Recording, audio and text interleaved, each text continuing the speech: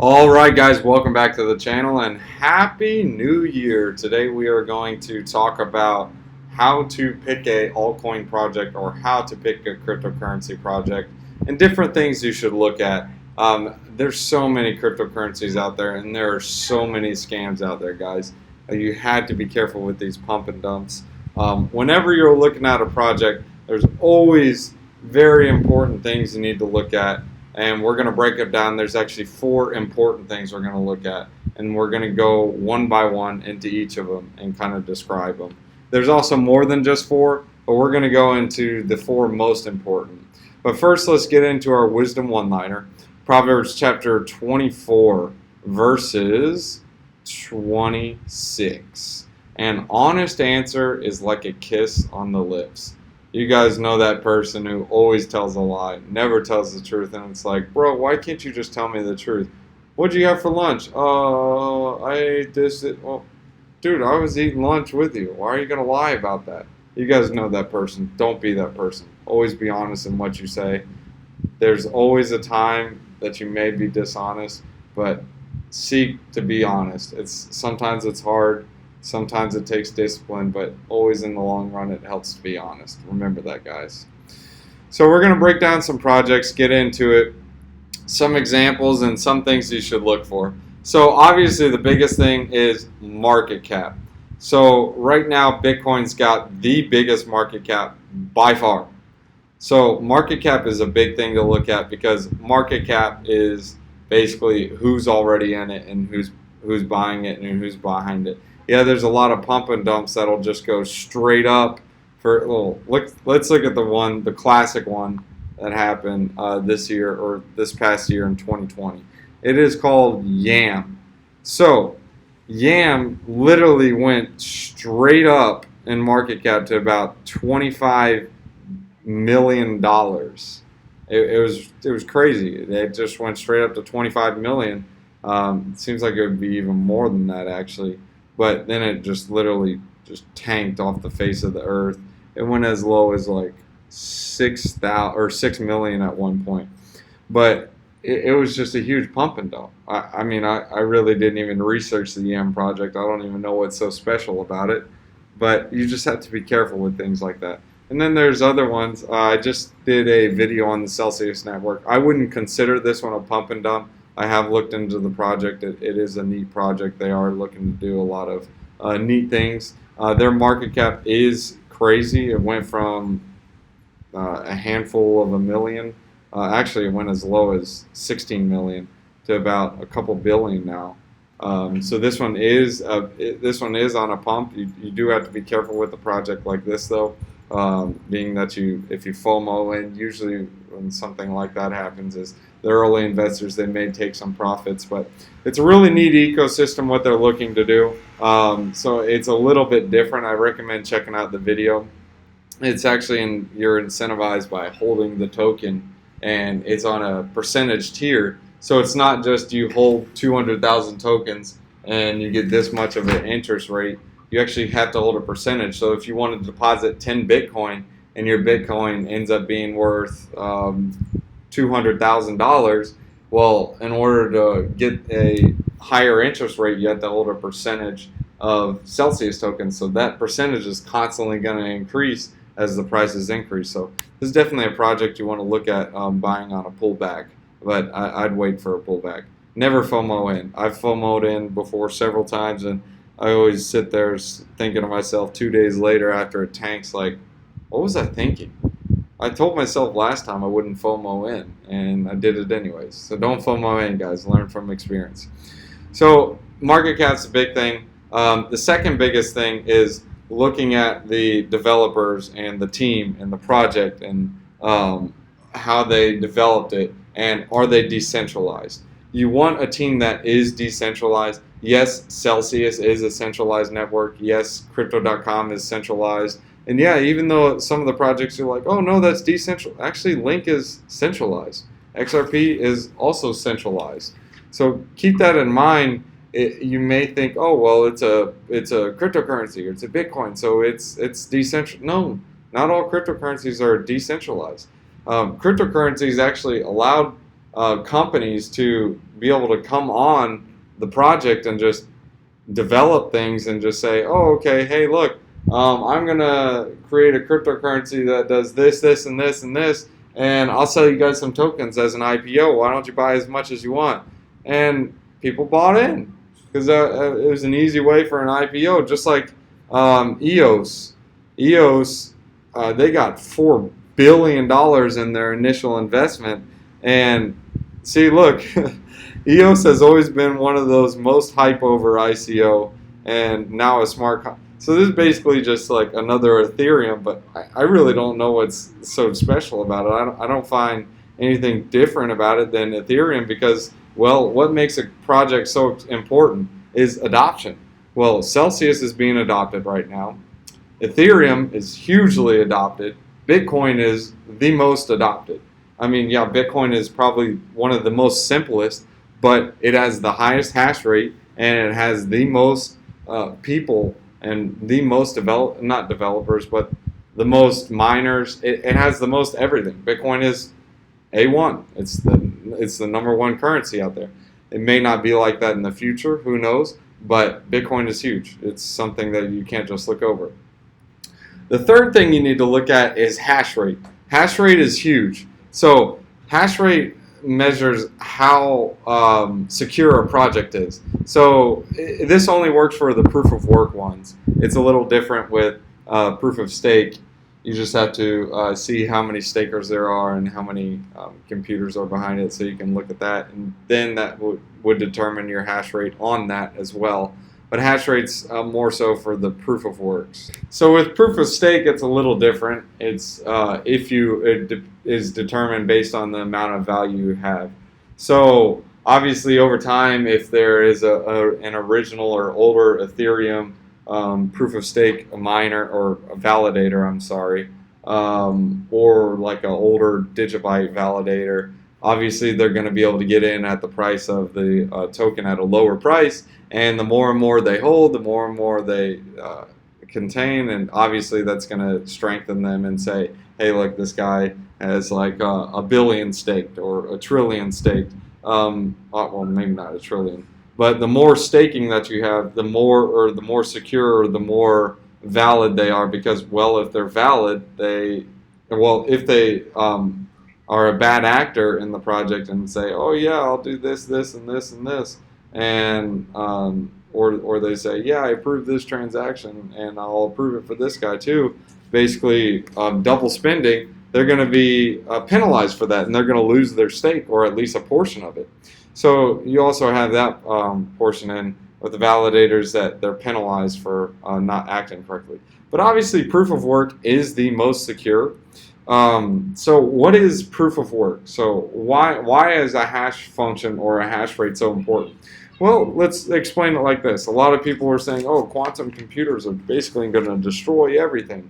Well, the reason why that is the case is because quantum computers are able to solve so many hashes and so many transactions within a small amount of time, and can basically hack the system before the blocks are mined, so then it can factor in that 51% or double spend attack. So here's the different hash rates. You have a kilo hash, a mega hash, a gigahash, terahash, fetahash, exahash, zettahash, yotta hash, and there's probably going to be more, but they haven't been able to get up to that speed yet. I haven't seen anything at a yotta hash yet either. Bitcoin's getting close to the zeta hash. They still have some work to do. But what's so crazy about the hash rate? So say for example your computer has a 48 transactions per second hash rate. So here's the math. So theoretical terahash per second to mine one Bitcoin is 16,500 terahashes. So this is why a quantum computer can somehow get around it, because if they are able to solve that quicker than Bitcoin transactions, then yeah, that's the issue. But obviously, the more and more people that are adopting Bitcoin and using Bitcoin, the more and more terahashes that are going to happen when more miners come on board. Because when more miners come on board, those problems become harder and harder and harder to solve, and then hence you have to have more transactions spent out and so on. It's basically like one of those stair steppers that are non-electric or one of those treadmills. The faster you run, the faster it spins. If you haven't seen one of those things are pretty intense. But basically, the total hashes are of a Bitcoin is whatever number this is. I don't know that number. So a computer hash rate per second is theoretically, well, depending on the computer, obviously, we'll just say it's 48 hashes per second. So the total seconds required to deliver the required hashes is that number. That's a lot of seconds. So theoretically, if you break it all down, the total years required to deliver the hashes are 941,780,821,918 hashes. Is the total or years required to deliver the required hashes with your measly 48 hash per second. Oh, basically, I go to say this is your little computer or that little hacker's computer ain't going to solve this. He's got to have a huge operation, and it's going to cost a lot of money. And in order to do that, you're going to have to spend out some serious dollars. There's really only 4 main Bitcoin miners right now, or 5 main ones that have a huge rate of the hash rate, but it ain't happening. Trust me. So currently, Bitcoin is at a 149 ETH.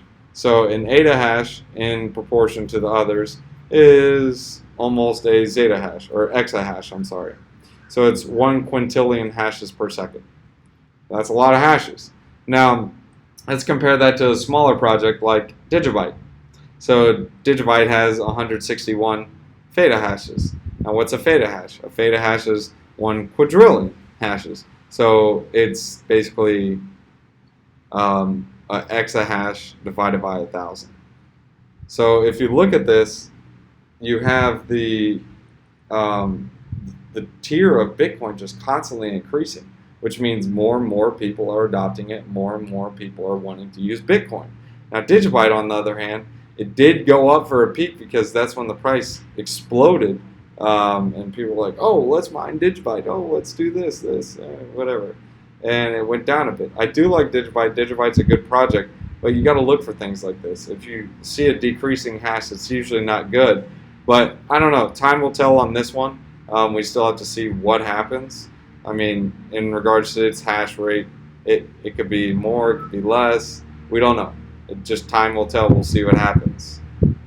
Dash hash rate, you can see Dash is constantly going up. This is, again, we're only doing proof of works right now because a proof of stake is not going to be open to a hash rate. Ethereum does have a hash rate. Theirs has been going up, but now they are proof of stake. Proof of stake has not rolled out yet, so Ethereum is, well, it has rolled out, but it isn't like the main consensus. So there is still proof of work going on. And they are at a gigahash. So a gigahash is less than a feta hash or a terahash. So 1 gigahash is, well, actually it's almost in the it's a third of a terahash. So it's getting ready to go into a trillion hashes a second. But it doesn't necessarily mean that it's a dead project. It just means it's not as secure as Bitcoin would be.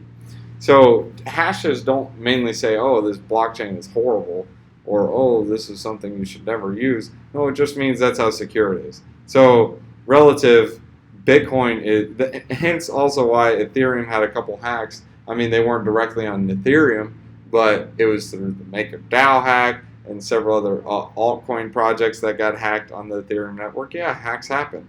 But the good thing about Ethereum is, well, they aren't those different currencies. They're actually the backbone. But it still does affect it, but it's almost diluted out. So they have so many projects on it that it's diluted out. So if someone was to hack the system, obviously that would be chaos if Ethereum was to hack it, or Ethereum was to be hacked. That would not be good. A good buying opportunity because I think Ethereum is a strong project and so many people are developing on it, so it is strong. But they do have hackers looking out. And hackers are always going to go for the bigger project because, well, they're hacking and they only have so much time in their life. And, well, do you want to go for steal a candy bar, or do you want to rob a bank? I mean, that's how it works. So that's the third thing. The fourth thing I like to look at is the supply. So I don't like cryptocurrencies who can have an infinite supply like this. An infinite supply basically just says, oh, hey, welcome to America. Let's just pump the US dollar and just pump $1 trillion every day. Are you kidding me? I mean, my dollar is going to be worth like nothing in a few years. I mean, it's less and less. I mean, just look at the rate of what a dollar can buy. So here's the buying power of a dollar over time. So this was back in the 1800s. So basically, $1 would buy you $1 worth of goods. Now, over time, as more and more money was pumped and pumped and pumped, now that $1 back then is worth 20 bucks. So if you had that $1 back then, it would be 20 bucks. So over time, it's worth less and less and less and less. So basically, if you had a dollar back then and held it, you'd lose basically 99% of your money. That's how fast it's going down. So if you want to look at the buying power over time, the dollar did go up at a point, but now it's like it's ridiculous. $1 buys you a nickel worth of stuff.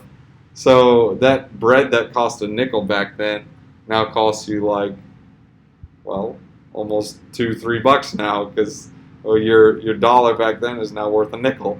I mean, it's crazy. So $1 in 1800 would be $20 today, $5 in 1800, so on. So if you had $1,000 back then, it would be worth $20,000. I mean, you guys are looking at this like, what in the world, man? Yeah, we're pumping the mess out of it. So you don't want a cryptocurrency that hasn't. Well, I mean, you can if you want, like Ethereum. They have an unlimited supply, but it's a little more complicated.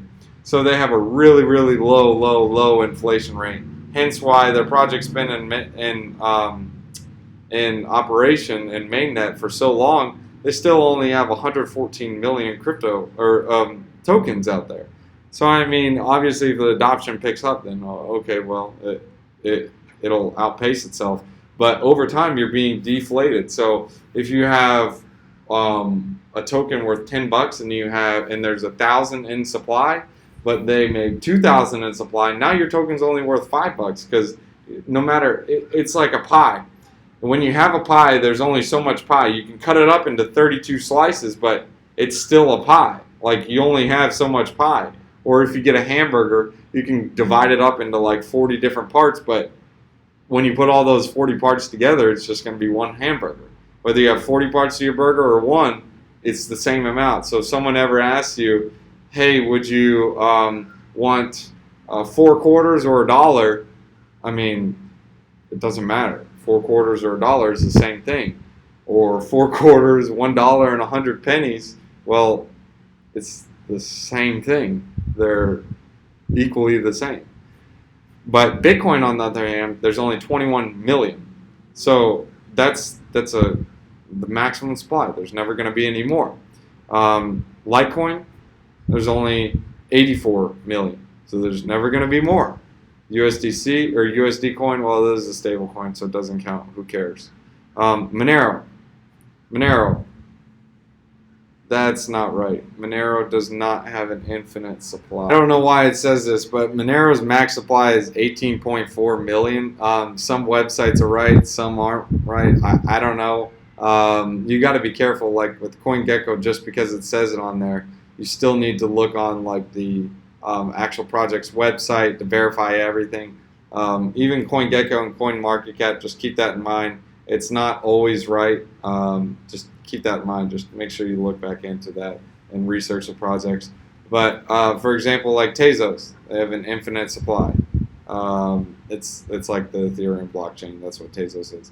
Uniswap, they have a maximum supply. 1 billion tokens. The only problem with Uniswap is it's basically for a governance token. But anyways, this video is not talking about different projects and saying what's good and bad about them. It's just things you need to look at. So the 4 things I look at are A, a large market cap. I mean, yeah, you can invest in an altcoin and it can go up in a crazy price, but it's highly risky. B, you want to look for a high hash rate, or if it is a proof of work, and if it's proof of stake, You want to look for a lot of validators with a lot of money staked on the network, which would be a large market cap. Because yeah, in order to have a lot of money on the market or network, you have to have a large market cap. And 3, I look for tokens with a fixed supply. Yeah, there are some that I may look at. Very few exceptions on the max supply, because they could just pump the mess out of it. It's whatever they want.